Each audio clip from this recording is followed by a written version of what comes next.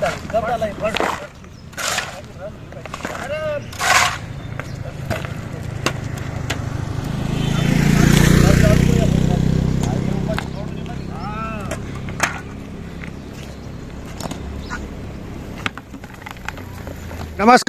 मैं राजेश पोलखोल बाहुगुणा और आप देख रहे हैं पर्वतवाणी लाइव। मैं इस समय नथुआ वाला वार्ड नंबर 100 बालावाला रोड पर हूं और ये जो गड्ढा मैंने आपको दिखाया था, पहली बार दिखाया था, उसके बाद दूसरी बार दिखाया था, तो अब ये गड्ढे की मरम्मत हो चुकी है।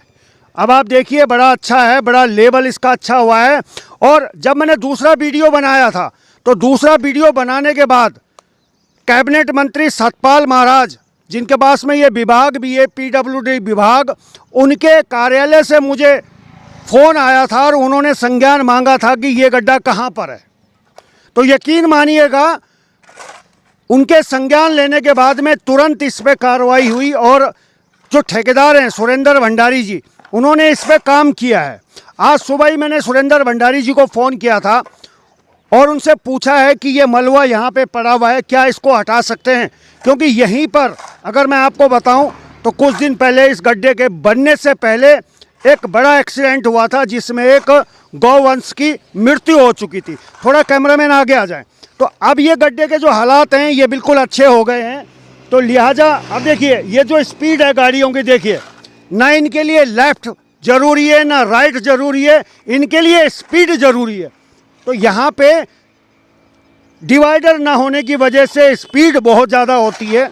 चलिए हटाइए हटाइए। तो ये दो हमारे साथी यहाँ सुबह सुबह इनके हमने सेवाएं ली हैं कि कम से कम इस मलबे को हटा दें ताकि हम जो है यहाँ पे और हमारे एक्सीडेंट ना हो। तो थोड़ा सा कैमरामैन आगे आ जाएं। अब मैं आपको इस गड्ढे का स्वरूप दिखाना चाहूँगा। अब जो ये गड्ढा है, आपको यहाँ पे पता भी नहीं लगेगा कि गड्ढा कहाँ पर था। और थोड़ा आगे आ जाएं।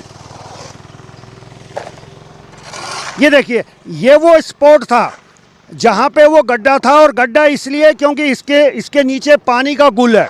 तो अब इस गड्ढे की मरम्मत बहुत अच्छे से हो चुकी है और अब उम्मीद है, क्योंकि जब ये गड्ढा बना था तो पहले इसके नीचे चिनाई भी हुई है। चिनाई करने के बाद में इसके ऊपर वो स्लोप डाले गए, उसके बाद में अब ये बहुत बेहतर ढंग से हो गया। इनको थोड़ा उधर उधर ही फेंकना है। तो ये कन्हैया हैं जो आज यहाँ मदद कर रहे हैं। थोड़ा इसको और क्लीन कर लेंगे हम ताकि यहाँ पे कोई और हादसा ना हो। यहीं पे मैं बताऊँ, यहाँ पे अब बारिश की वजह से वो खून के स्पॉट भी ख़त्म हो चुके हैं, क्योंकि यहीं पे खून के धब्बे भी थे और यहीं गौवंश पड़ा था। जिस बालक का एक्सीडेंट हुआ था उन्होंने उसका अंतिम संस्कार भी अच्छे ढंग से किया है।